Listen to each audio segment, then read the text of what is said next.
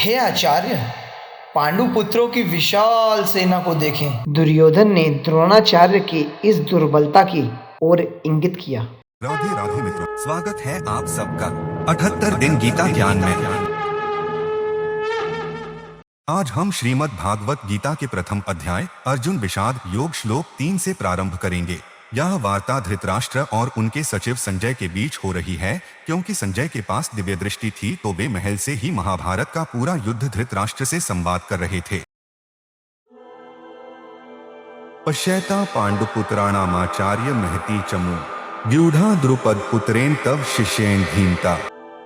दुर्योधन द्रोणाचार्य के पास गए और कहा, हे आचार्य, पांडु पुत्रों की विशाल सेना को देखें, जिसे आपके बुद्धिमान शिष्य द्रौपद के पुत्र ने इतने कौशल से व्यवस्थित किया है।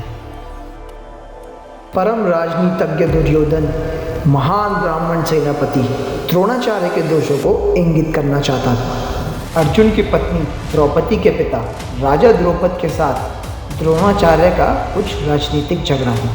इस झगड़े के फलस्वरूप द्रौपद ने एक महान यज्ञ संपन्न कराया, जिससे उसे एक ऐसे पुत्र प्राप्त होने का वरदान मिला जो द्रोणाचार्य का वध कर सके। द्रोणाचार्य इसे भली भांति जानता था, किंतु जब द्रुपद का पुत्र धृष्टद्युम्न युद्ध शिक्षा के लिए उसको सौंपा गया तो द्रोणाचार्य ने उसे अपने सारे सैनिक रहस्य प्रदान करने में कोई झिझक नहीं की। अब धृष्टद्युम्न कुरुक्षेत्र की युद्धभूमि में पांडवों का पक्ष ले रहा था और उसने द्रोणाचार्य से जो कला सीखी थी उसी के आधार पर उसने व्यूह रचना की थी। दुर्योधन ने द्रोणाचार्य की इस दुर्बलता की ओर इंगित किया, जिससे वह युद्ध में सजग रहे और समझौता न करें। इसके द्वारा वह द्रोणाचार्य को ये भी बताना चाह रहा था कि कहीं वह अपने प्रिय शिष्य पांडवों के प्रति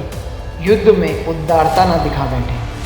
विशेष रूप से अर्जुन उसका अत्यंत प्रिय एवं तेजस्वी शिष्य था। दुर्योधन ने यह भी चेतावनी दी कि युद्ध में इस प्रकार की उदारता से हार भी हो सकती है। धृष्टद्युम्न और द्रौपदी यज्ञ से उत्पन्न हुए थे। पांडवों से युद्ध पराजय के बाद राजा द्रौपद ने यज्ञ कराया, जिसमें उन्हें एक पुत्र और पुत्री की कामना थी। द्रोणाचार्य ने छल से द्रौपद का आधा राज्य ले लिया था, तो उसका वध करने के लिए एक पुत्र और अर्जुन एक श्रेष्ठ धनुर्धर थे, तो उसे विवाह करने के लिए एक कन्या की कामना थी, ताकि पांचाल राज्य और मजबूत हो सके।